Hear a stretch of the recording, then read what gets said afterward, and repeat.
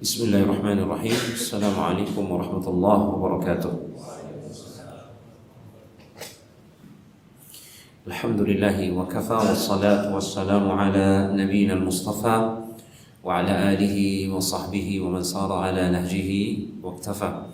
Ashhadu an la ilaha illallah wahdahu la sharika lah wa ashhadu anna Muhammadan abduhu wa rasuluh. Ya ayyuhalladzina amanu taqullaha haqqa tuqatih ولا تموتن إلا وأنتم مسلمون يا أيها الناس اتقوا ربكم الذي خلقكم من نفس واحدة وخلق منها زوجها وبث منهما رجالا كثيرا ونساء واتقوا الله الذي تساءلون به والأرحام إن الله كان عليكم رقيبا يا أيها الذين آمنوا اتقوا الله وقولوا قولا سديدا يصلح لكم أعمالكم ويغفر لكم ذنوبكم ومن يطع الله ورسوله فقد فاز فوزا عظيما. أما بعد, jemaah yang dimuliakan Allah Tabaraka wa Ta'ala, alhamdulillah kita bersyukur kepada Allah Subhanahu wa Ta'ala atas taufiknya.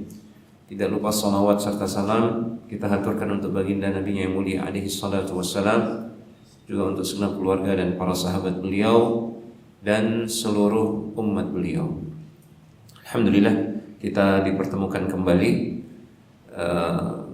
Ini adalah pertemuan kedua membahas tentang kitab Al-Jami'. Dan kitab Al-Jami' itu sebenarnya bagian akhir dari kitab Bulughul Maram, kumpulan hadis-hadis Rasulullah SAW tentang ahkam, hukum-hukum. Nah, di bagian akhir Imam Ibnu Hajar Al-Asqalani beliau mengumpulkan hadis-hadis yang berbicara seputar adab dan akhlak. Tanda kesempurnaan iman, tanda kesempurnaan tauhid dan akidah seseorang adalah kebaikan akhlaknya. Ya. Akmalul mu'minina imanan ahasinukum akhlaqa. Mukmin yang paling sempurna imannya, kita bisa mengatakan berarti ini paling kuat tauhidnya, paling kokoh akidahnya. Siapa dia?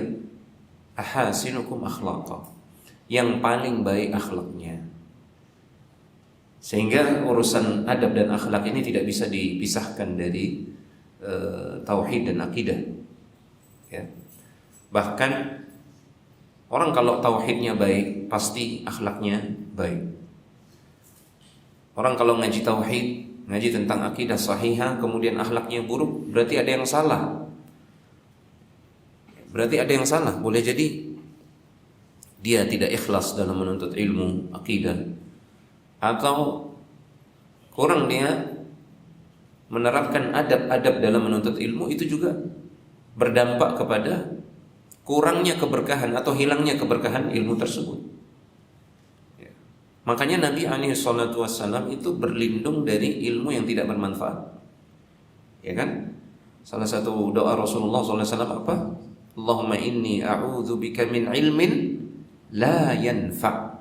Ya Allah, aku berlindung kepadamu dari ilmu yang tidak bermanfaat. Salah satu penyebab ilmu yang kita tuntut, yang kita cari tidak mendatangkan manfaat adalah selain kita menuntutnya mungkin karena tidak ikhlas, penyebabnya juga adalah kita menuntut ilmu itu tidak dengan adab, tidak dengan akhlak. Maka Allah cabut keberkahannya. Ya. Lihat bagaimana dalam hadis Jibril alaihi salam bukan hanya mengajarkan tentang pokok-pokok agama, tentang apa itu iman, apa itu Islam, tentang apa itu ihsan, tapi yang diperlihatkan di situ juga adalah adab dalam menuntut ilmu syar'i. Makanya para ulama ketika menjelaskan hadis nomor 2 dalam Arba'in Nawawi itu, hadis Arba'in itu, di antara yang mereka simpulkan dari fawaid hadis yang kedua, bahwasanya di situ terdapat motivasi buat kita Bahkan kalau boleh dibilang keharusan buat kita untuk menuntut ilmu itu dengan adab. Lihat bagaimana Jibril, dia datang dengan pakaian yang putih, bersih. Kemudian dia datang mendekat kepada Rasulullah sallallahu alaihi wasallam, fa asnada rukbatayhi ila rukbatayhi wa wada'a kaffayhi ala fakhidayhi. Saking dekatnya sampai-sampai itu lutut bertemu dengan lutut, itu saking dekatnya kata para ulama. Dan Jibril alaihissalam ketika itu duduk bersimpuh, menunjukkan bahwasanya dalam menuntut ilmu syar'i juga dibutuhkan adab. Itulah yang akan bisa mendatangkan keberkahan daripada ilmu. Makanya beda kita menuntut ilmu syar'i di masjid dengan menuntut ilmu misalkan di rumah nonton YouTube. Ya, saya tidak mengatakan nonton atau mendengar pengajian dari YouTube itu tidak bermanfaat. Banyak sekali manfaatnya, besar manfaatnya. Banyak orang dapat hidayah. Tapi kalau kita mau mencari keberkahan lebih dari itu, maka kita harus datang ke masjid. Ya, karena kalau kita datang menuntut ilmu ke masjid, kita mau tidak mau akan menuntut ilmu dengan adab. Ya kan? Pertama, kita masuk masjid pastinya kita berwudu terlebih dahulu, ya kan? Beda kalau di rumah, bebas saja kita. Boleh jadi kita tidak bersuci. Kemudian kita masuk ke masjid juga dengan menggunakan pakaian yang bersih, suci. Bisa jadi di rumah juga kita asal-asalan pakai pakaian, ya kan? Kita masuk ke masjid juga kita duduk bersimpuh bersila, sebagaimana dulu para sahabat juga di majelisnya Rasulullah SAW seperti itu. Makanya keberkahan ilmu itu Allah limpahkan di masjid. Hadis yang sering kita sampaikan, majtama'a qaumun fi baitin min buyutillah yatluna kitaballah wa yatadarasunahu bainahum illa nazalat 'alaihimus sakinah wa ghasyiyatuhumur rahmah wa haffathumul malaikatu wa dzakarahumullahu fi man 'indah. Ada 4 keutamaan yang akan diraih oleh orang-orang yang menuntut ilmu syar'i di rumah Allah, di masjid seperti ini. Yang pertama, Allah turunkan untuk mereka as-sakinah, ketenangan. Kemudian mereka diliputi rahmat. Nah, ini rahmat ini adalah keberkahan. Kemudian yang ketiga, para malaikat bersama mereka. Para malaikat bersama mereka mendoakan mereka dalam hadis yang lain, hadis Bukhari riwayat Abu Hurairah. Para malaikat mendoakan mereka. Dan Allah Subhanahu wa taala mencurahkan ampunan untuk mereka. Dan malaikat itu berkumpul, tidaklah mereka berkumpul melainkan di tempat yang dirahmati dan diberkahi oleh Allah Subhanahu wa taala. Para malaikat tidak mau singgah di tempat-tempat yang tidak diridhoi oleh Allah, tidak mau. Nah, di mana tempat berkumpulnya malaikat itu berkah. Makanya waktu yang berkah adalah waktu subuh, karena waktu subuh itu berkumpul para malaikat menyaksikan salat fajar itu. Pergantian shiftnya kan, pergantian shift malaikat siang dan malam itu di waktu subuh itu. Wa Qur'an al-fajri inna Qur'an al-fajri kana mashhuda. Dan bacaan Quran di waktu fajar maksudnya ketika salat subuh itu.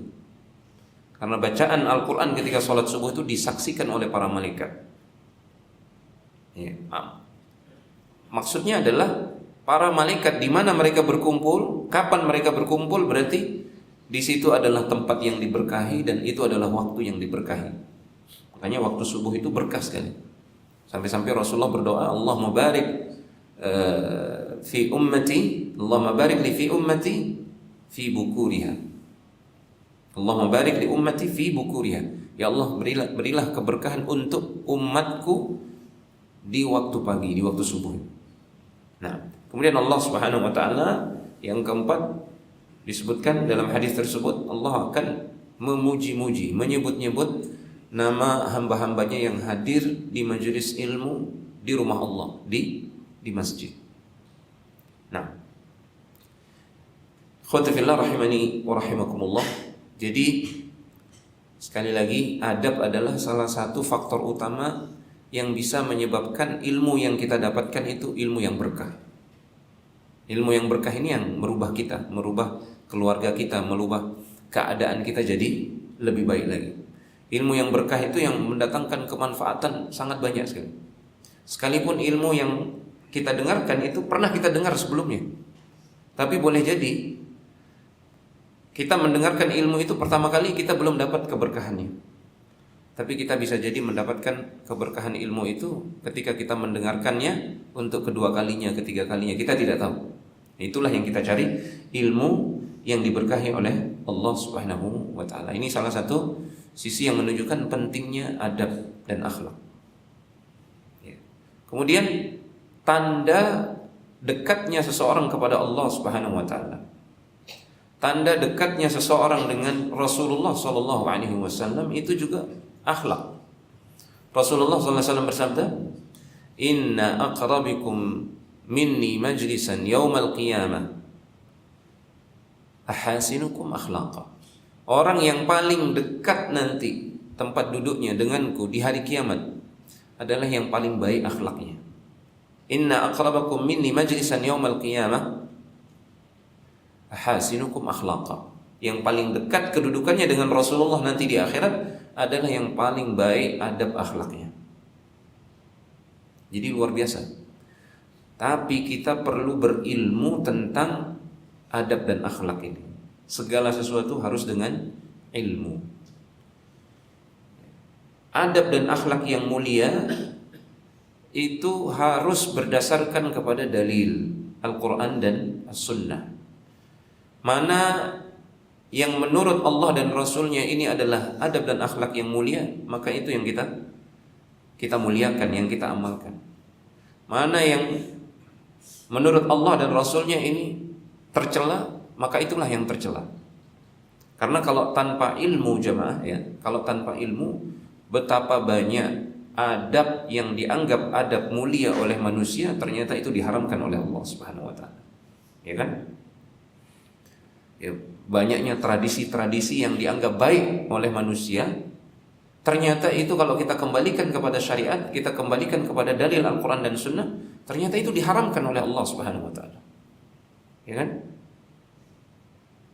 Ya, contoh sederhana, bersalam-salaman dengan yang bukan mahram.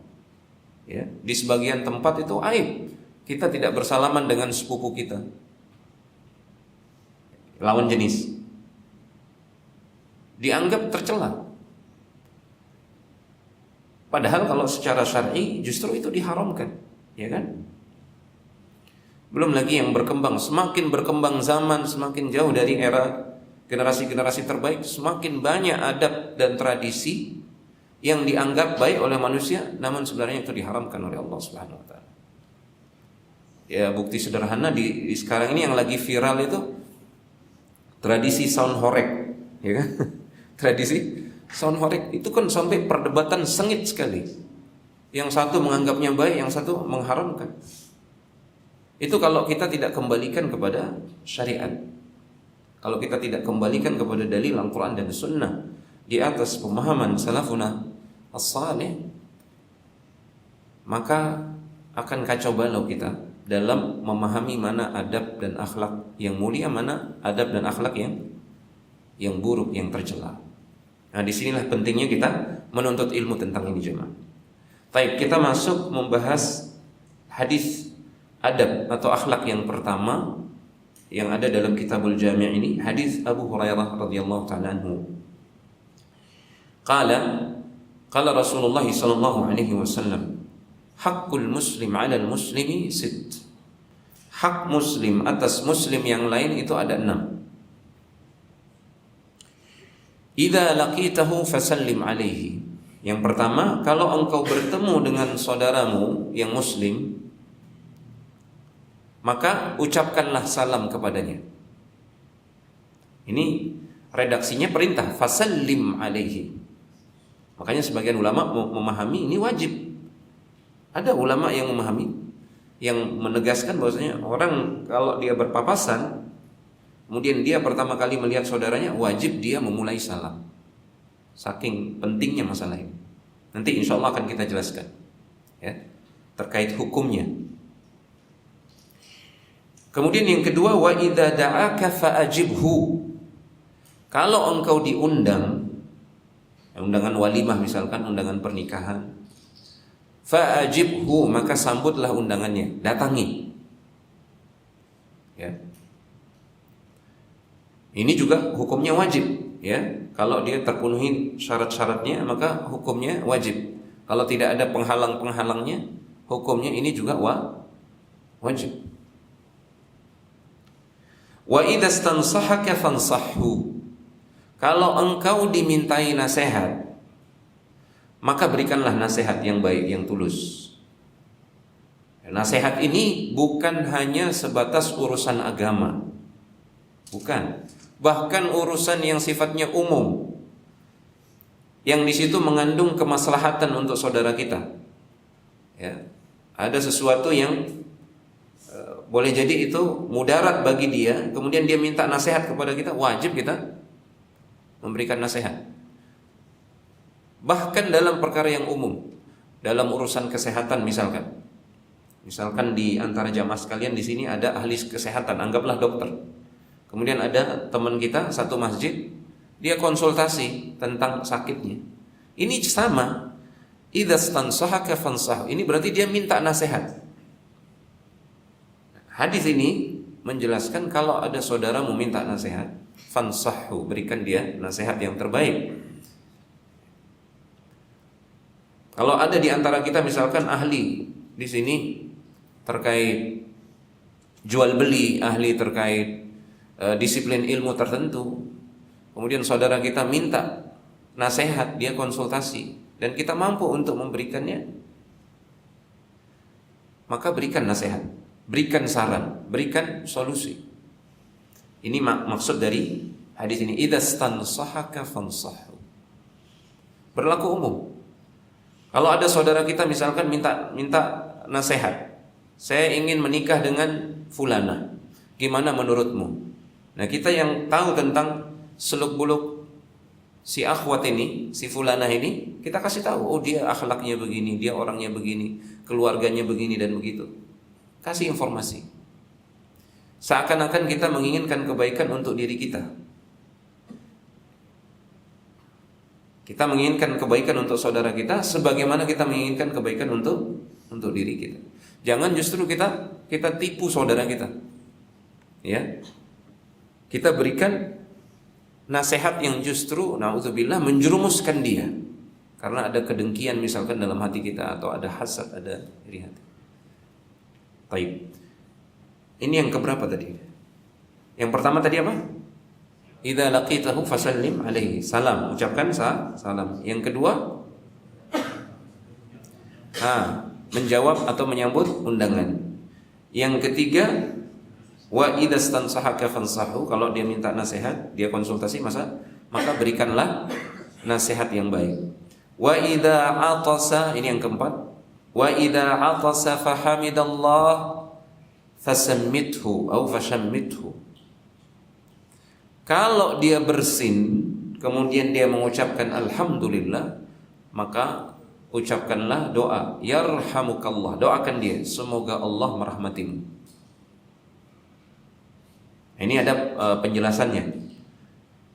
Kalau dia mengucapkan alhamdulillah, kalau dia tidak mengucapkan alhamdulillah, para ulama seperti para ulama menyebutkan sebagaimana disebutkan dalam kitab ini, tidak wajib hukumnya untuk mendoakan dia yarhamukallah.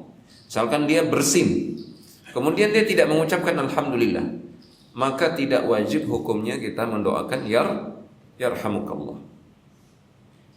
Kalau dia mengucapkan alhamdulillah, maka kita doakan yarhamukallah. Ini termasuk hak saudara kita, hak sesama muslim. Kemudian yang kelima, wa idza marida fa'udhu. Kalau dia sakit, maka jenguk dia. Kalau dia sakit, maka jenguk. Ini juga nanti ada pembahasan lebih rinci lagi. Kapan menjenguk orang sakit itu dia wajib, kapan dia hukumnya wajib kifayah atau fardu kifayah, kapan hukumnya dia sunnah. InsyaAllah nanti ada rincian pembahasannya. Wa idza, kemudian yang keberapa? Yang keenam. Yang tadi yang kelima, wa idza marida fa'udhu. Kalau dia sakit maka jenguk dia. Yang keenam sekarang, wa idza mata fatba'hu. Kalau dia meninggal maka iringi jenazahnya. Ini nanti juga ada pembahasan. Apa yang dimaksud dengan mengiringi jenazah? Karena di zaman ini hatta yang sudah ngaji banyak keliru juga. Banyak keliru dalam mengiringi jenazah ini. Insyaallah nanti akan kita bahas. Nah, hadis ini sahih diriwayatkan oleh Imam Muslim. Diriwayatkan juga oleh Imam Al-Bukhari. Jadi hadisnya sahih. Baik, kita bahas lebih detail lagi jemaah tentang hadis ini. Hakul muslim, hak sesama muslim di sini mencakup al-amrul matlub ala wajhi ta'kid. Perkara-perkara yang kita dituntut untuk menunaikannya dan sangat ditekankan kita untuk menunaikannya. Ada yang wajib, ada yang sunnah. Intinya yang disebutkan dalam hadis ini ada yang hukumnya wajib, ada yang hukumnya sunnah. Tapi semuanya itu sangat ditekankan untuk kita mewujudkannya, untuk kita melakukannya. Adapun dulu para sahabat mereka tidak pilih-pilih, ini wajib, ini sunnah. Pokoknya semuanya mereka kerjakan. Para sahabat tidak pilih-pilih, semua mereka kerjakan. Ya, berusaha mereka mengerjakannya. Tapi mereka faham yang ini yang wajib, ini hukumnya sebatas sunnah. Taib. Kemudian prinsip umum dalam adab dan akhlak kita kepada sesama muslim. Ini hadis ini kan berbicara tentang interaksi kita, hubungan kita dengan sesama muslim. Nah, ini yang perlu dicatat. Prinsip umum dalam bermuamalah, berinteraksi dengan saudara kita sesama muslim, hadis Rasulullah SAW. La yu'minu ahadukum hatta yuhibba li akhihi ma yuhibbu li nafsihi. Belum sempurna keimanan salah seorang di antara kalian sampai dia mencintai kebaikan untuk saudaranya sebagaimana dia mencintai kebaikan itu untuk dirinya. Jadi kita perlakukan saudara kita itu sebagaimana kita perlakukan diri kita. Ya, kita ingin yang baik-baik, maka jangan kita perlakukan saudara kita dengan keburukan. Kita ingin, contoh sederhana, kita ingin ditegur, disikapi dengan penuh penghormatan, maka kita juga harus seperti itu. Kita tegur saudara kita senyumin dia, kemudian kita hormati dia. Seperti itu. Kita tidak ingin dibohongi, maka jangan kita bohongi saudara kita. Kita kepingin saudara kita itu mengucapkan salam sama kita, maka kita juga berupaya mengucapkan salam sama dia. Kita tidak kepingin kalau kita mengucapkan salam kemudian kita tidak dijawab. Sama, kalau saudara kita mengucapkan salam maka kita jawab. Bahkan kita jawab dengan lebih sempurna. Ini prinsip dalam bermuamalah, akhlak dalam bermuamalah dengan sesama muslim. Kita tidak ingin dizalimi, jangan zalimi saudara kita. Dan ini cakupannya luas sekali di semua sisi kehidupan, di rumah tangga, antara suami dengan istrinya, antara bapak dengan anak, dengan ibunya, semua, antara kita dengan rekan kantor kita di tempat kerja, antara pelajar dengan temannya di sekolah. Ini cakupannya sangat luas. Dan dalam semua bidang kehidupan, dalam urusan bisnis, dalam urusan utang piutang. Contoh sederhana dalam urusan utang piutang, berlakukan ini, terapkan prinsip umum hadis ini. Dalam hadis ini, la yu'minu ahadukum hatta yuhibba li akhihi ma yuhibbu li nafsihi.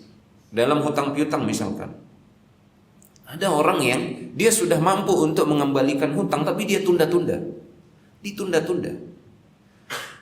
Nah, kalau seandainya kita di posisi orang yang dihutangi, kemudian orang yang berhutang sama kita, dia sudah mampu untuk mengembalikan hutangnya, tapi dia tunda-tunda, kira-kira ridho tidak kita? Kan tidak ridho kita. Maka kita juga jangan seperti itu. Kalau kita punya hutang sama orang lain, kemudian kita mampu untuk mengembalikan, segera kembalikan. Nah, berlaku dia ini, prinsip dalam hadis ini. Kita menginginkan kebaikan untuk saudara kita, sebagaimana kita menginginkan kebaikan tersebut untuk diri kita. Itu prinsip umumnya. Kemudian terkait sabda Rasulullah SAW, "Idza laqitahu fasallim alaihi." Ini terkait hukum memulai salam, ya. Memulai salam. Idza laqitahu fasallim alaihi. Jika engkau bertemu saudaramu, maka ucapkanlah salam kepadanya. Insyaallah nanti akan dibahas lebih detail lagi. Wa idza da'aka fa'ajibhu.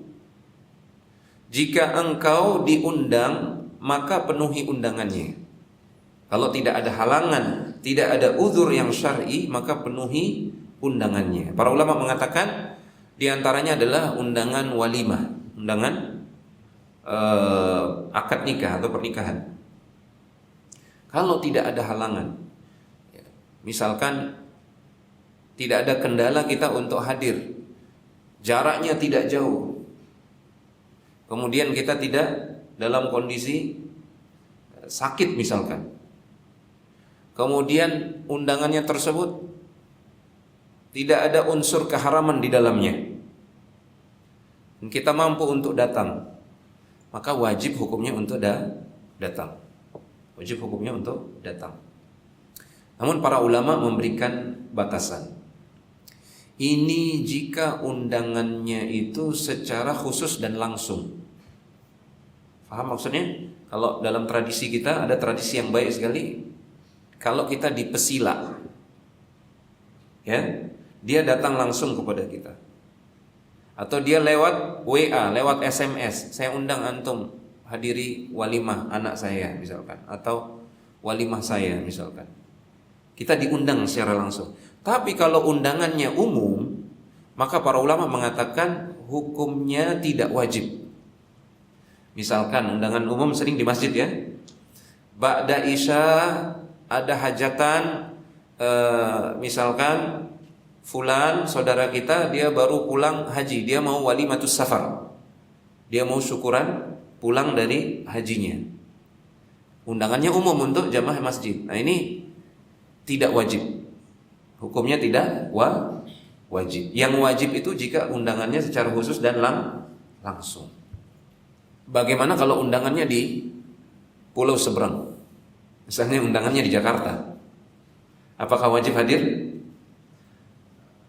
Nah, para ulama mengatakan itu kembali kepada kemampuan.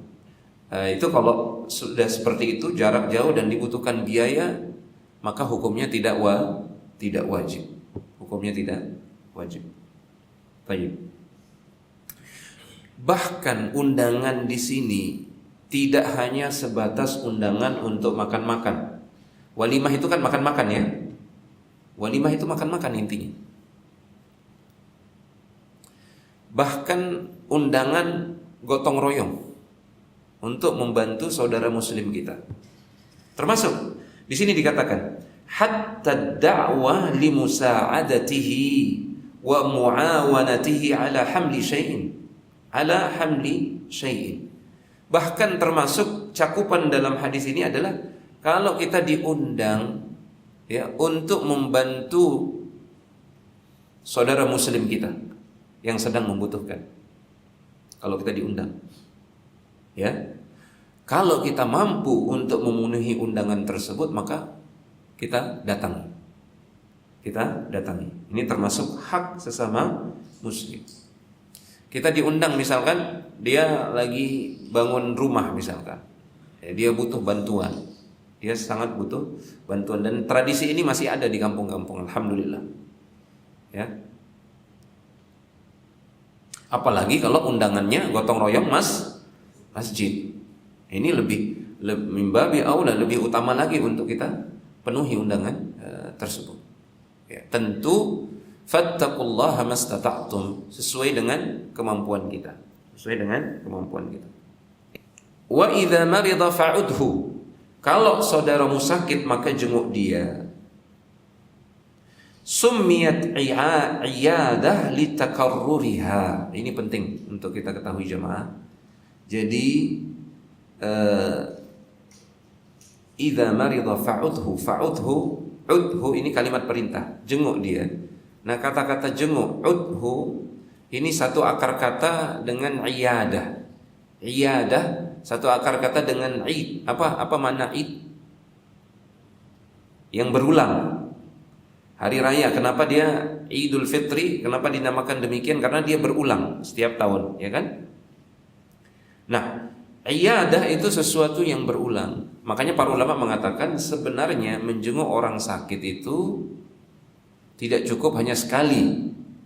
Kalau kalau kita baru jenguk sekali, kemudian alhamdulillah besoknya kemudian dia sembuh, dia datang lagi ke masjid, alhamdulillah. Tapi kalau dia sakitnya lama, kebanyakan kita itu mencukupkan diri menjenguk itu di saat kita pertama kali mendengarkan kabar dia sakit, ya kan? Rame datang jenguk dia. Sakitnya lama. Nah, biasanya di akhir-akhir sudah sebulan, 2 bulan sudah tidak ada yang jenguk dia lagi. Ya. Justru di situ dibutuhkan dia dijenguk. Maka kita ulangi lagi, datang lagi, jenguk lagi untuk yang kedua kalinya, ketiga kalinya. Itu pahalanya sangat besar sekali. Disebutkan dalam banyak sekali hadis, maksudnya orang yang menjenguk orang sakit itu seakan-akan dia sedang berjalan di taman surga. Kemudian 70.000 malaikat mendoakan dia. Subhanallah. Pahalanya besar sekali. Kemudian wa idza mata fatba'hu, kalau dia meninggal maka iringi jenazahnya. Di sini perhatikan. Para ulama mengatakan imshi khalfa janazatihi, berjalanlah di belakang jenazah. Ini makna idza mata fatba'hu. Kalau dia meninggal, ikuti jenazahnya, iringi. Nah, kebanyakan bahkan ada yang sudah ngaji, lama ngaji tidak tahu adab ini. Dia justru naik motor duluan atau dia berjalan di depan jenazah. Padahal hadisnya kalau kita lihat redaksi hadisnya, maka yang dimaksud adalah imshi khalfa janazatihi min manzilihi aw min mawdi'is salati alaihi ila al-maqbarah. Mengiringi jenazah tersebut berarti kita berjalan di belakang jenazah, dari rumahnya atau dari tempat dia disolatkan sampai ke kuburan. Ya. Nah, kebanyakan kita yang pakai motor tidak sabar, akhirnya kita duluan nunggu di kuburan. Ini bukan mengiringi jenazah, namanya mendahului jenazah. Kalau kita mau sempurna menerapkan sunnah ini, maka kita berjalan di belakang jenazah. Wal muradu bidzalika as-sayr ma'a janazati akhika al-muslim hatta yufragha min dafnihi. Maksudnya adalah berjalan mengiringi jenazah, atau paling tidak kita di sampingnya jenazah, tidak mendahului jenazah di depan. Ya, jenazah saudara kita sama muslim sampai dia dimakamkan. Dimakamkan. Ini yang dimaksudkan dalam hadis ini.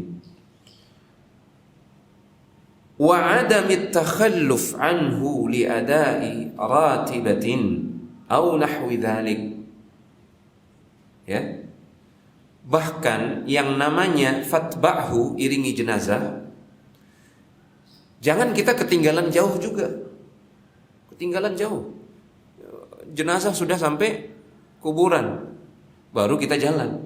Banyak yang seperti ini. Alasannya apa? Saya sholat rawatib dulu, Ustaz. Nah, di sini dikatakan wa adamit takhalluf anhu li ada'i ratibah. Bahkan jangan sampai kita ketinggalan mengiringi jenazah itu, sekalipun alasannya untuk mengerjakan ba'diyah.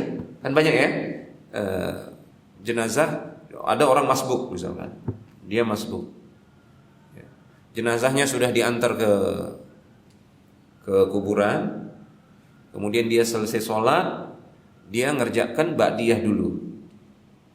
Ya, di sini bahkan dikatakan nanti sholat ba'diyah bisa belakangan. Kan sunnahnya di mana dilakukan sholat ba'diyah itu? Di rumah, bisa di rumah. Maka yang diutamakan lebih dulu adalah mengiringi jenazah. Itulah makna fatba'hu, iringi dia. Karena kalau kita sudah ketinggalan, bukan namanya mengiringi jenazah. Baik. Ini yang perlu diperhatikan.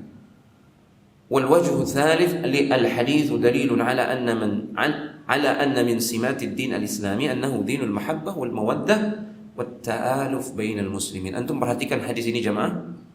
Kalau kita renungkan isinya, ini menunjukkan bahwasanya Rasulullah SAW, beliau membawa agama Islam ini agama mahabbah, yang mengajarkan kita gimana supaya kita saling mencintai sama saudara kita.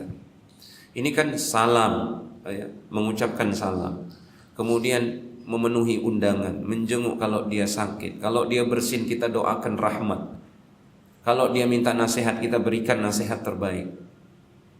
Kemudian kalau kita meninggal, bahkan sampai dia sudah meninggal sekalipun, kita menunjukkan kecintaan kita kepada saudara kita itu. Kita iringi jenazahnya.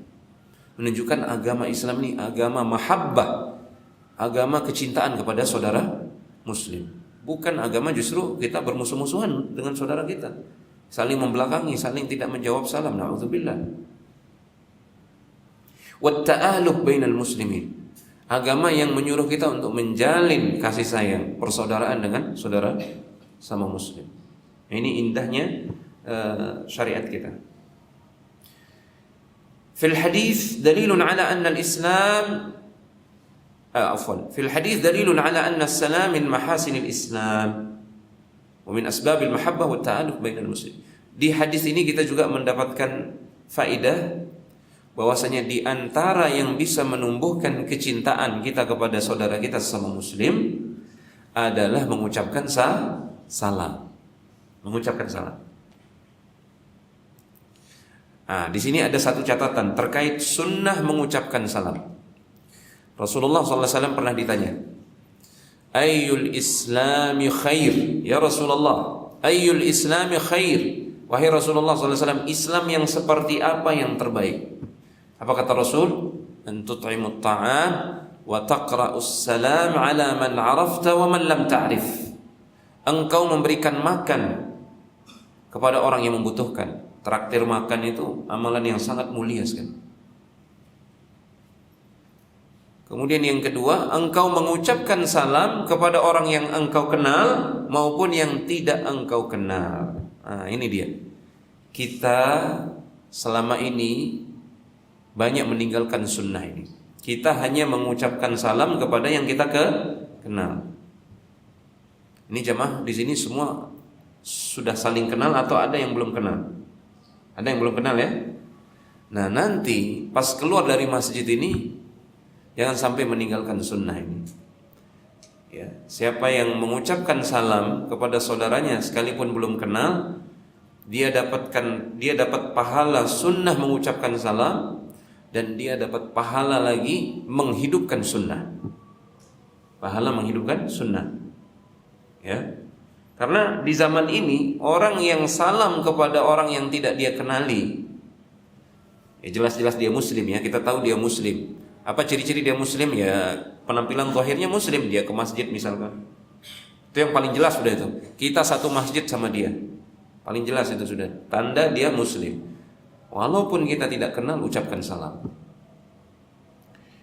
Ya. Bahkan dalam hadis disebutkan termasuk di antara tanda hari kiamat. Tanda hari kiamat adalah orang-orang itu, orang Islam hanya mengucapkan salam kepada orang yang dia kenal. Inna min asyratis sa'ah an yusallima ar-rajulu 'ala ar-rajuli la yusallimu 'alaihi illa lil ma'rifah. Termasuk di antara tanda-tanda hari kiamat, manakala seorang muslim dia mengucapkan salam hanya karena sebatas dia kenal. Kalau dia tidak kenal, dia tidak ucapkan salam. Makanya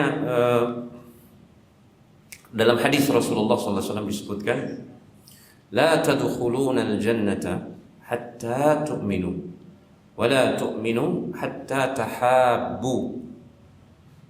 Kalian belum akan masuk surga, kalian belum bisa masuk surga sampai kalian beriman kepada Allah Subhanahu wa taala. Dan belum sempurna iman kalian Belum kalian dikatakan beriman sampai kalian saling mencintai. Bukan justru saling membelakangi, bukan justru saling membenci. Na'udzubillah. Ala adullukum ala syai'in idza fa'altumuhu tahabbtum. Mau tidak aku ajarkan kepada kalian, aku ajarkan kepada kalian satu amalan, kalau kalian amalkan maka kalian akan saling mencintai antara sama kalian. Afshus salama bainakum. Rasulullah SAW mengatakan, tebarkanlah salam antara kalian, tebarkan salam. Nah, kemudian yang terbaik di antara dua orang muslim dalam urusan mengucapkan salam ini adalah yang pertama kali mengucapkan salam. Nabi SAW mengatakan, inna awlan nasi billahi man bada'ahum bis salam. Yang paling utama di sisi Allah Subhanahu wa taala adalah yang lebih dulu mengucapkan salam. Baik. Kemudian hukum memulai salam ini juga perlu kita ketahui, ini sangat ditekankan sekali. Betul, mayoritas ulama mengatakan hukumnya sunnah, tapi ada ulama yang mengatakan hukumnya wajib. Kalau kita lebih dulu melihat teman kita papasan, kita lebih dulu melihat dia. Ya, sebagian ulama dari kalangan Zahiriyah mengatakan hukumnya wajib. Yang lebih dulu melihat ini dia lebih dulu mengucapkan salam. Ya. Sampai ada ulama yang begitu pendapatnya. Kenapa? Karena redaksi hadisnya ini dalam konteks perintah. Perhatikan hadisnya, idza laqitahu fasallim alaihi. Kalau engkau bertemu dengan saudaramu maka ucapkanlah salam, perintah. Dan hukum asal perintah dalam ilmu usul itu hukumnya wajib. Ya, walaupun mayoritas ulama mereka memahami ini tidak sampai wajib, tapi hukumnya sunnah. Nah, menjawabnya itu baru hukumnya wajib. Menjawab salam hukumnya wajib, fardun. Kenapa? Karena Al-Quran menyebutkan wa idza huyyitum bi tahiyyatin fahayyu bi ahsana minha aw rudduha. Kalau kalian diberi salam, maka balaslah dengan yang lebih baik, atau paling tidak balas yang semisal. Dia mengucapkan assalamualaikum, kita ucapkan assalamualaikum warahmatullah. Dia mengucapkan assalamualaikum warahmatullah, kita balas waalaikumsalam warahmatullahi wabarakatuh. Atau paling tidak jawab dengan yang semisal. Assalamualaikum, waalaikumsalam. Assalamualaikum warahmatullah, waalaikumsalam warahmatullah. Ini dalil yang menunjukkan memulai mengucapkan salam tidak sampai wajib, tapi sangat ditekankan. Ya, karena di sini Allah mengatakan aurudduha. Ya, wa idza huyyitum bi tahiyyatin. Ini dalil yang menunjukkan bahwasanya menjawab salam hukumnya wajib. Al-Quran, ya, yang menyebutkan demikian. Ada satu riwayat dari Imam Ahmad, beliau berpendapat memulai salam itu hukumnya wajib. Ya, kalau dia yang pertama kali melihat saudaranya. Kemudian bagaimana dengan sifat salam? Sifat salam yang paling sempurna, assalamualaikum warahmatullahi wabarakatuh. Sampai di situ yang ada dalilnya. Adapun tambahan-tambahan lebih dari itu tidak ada dalilnya. Makanya kalau ada orang mengucapkan assalamualaikum warahmatullahi wabarakatuh, maka ucapan yang jawaban yang paling sempurna adalah waalaikumsalam warahmatullahi wabarakatuh. Sampai di situ. Adapun tambahan-tambahan yang lain itu tidak ada dalilnya, wallahu taala a'lam bishawab. Bagaimana dengan kalau salam ini diganti dengan selamat pagi? Selamat pagi. Bahkan sekarang ada ucapan salam yang kita sendiri tidak faham, ya. Apa maknanya ini? Ya. Ucapan-ucapan salam agama lain. Nah, jangankan ucapan salam agama lain, kita mengganti assalamualaikum dengan selamat pagi, selamat sore. Kemudian kita tidak mengucapkan assalamualaikum warahmatullahi wabarakatuh, padahal kita sama-sama muslim. ini tercela di mata para ulama. Kenapa? Dari mana sisi tercelanya? Karena itu kalau dibiasakan, lama-lama akan mati ini sunnah mengucapkan salam. Kalaupun kita mengucapkan selamat pagi, jangan lupa mengucapkan assalamualaikum warahmatullahi wabarakatuh. Yang paling tidak assalamualaikum dulu. Assalamualaikum Pak, selamat pagi, gimana kabar? Ini cukup hanya selamat pagi. Kemudian dia tidak mengucapkan assalamualaikum warahmatullahi wabarakatuh. Ini yang tercela, ya, mengganti yang lebih baik dengan yang selainnya. Selain itu, dikhawatirkan mati sunnah Nabi alaihi salatu wassalam. Bahkan Imam Nawawi, keras Imam Nawawi. Beliau bilang apa? Wa dzakara an-Nawawi anna man ibtada al-liqa' bimithli hadhihi al-alfaz fa innahu la yastahiqqu jawaban zajran lahu.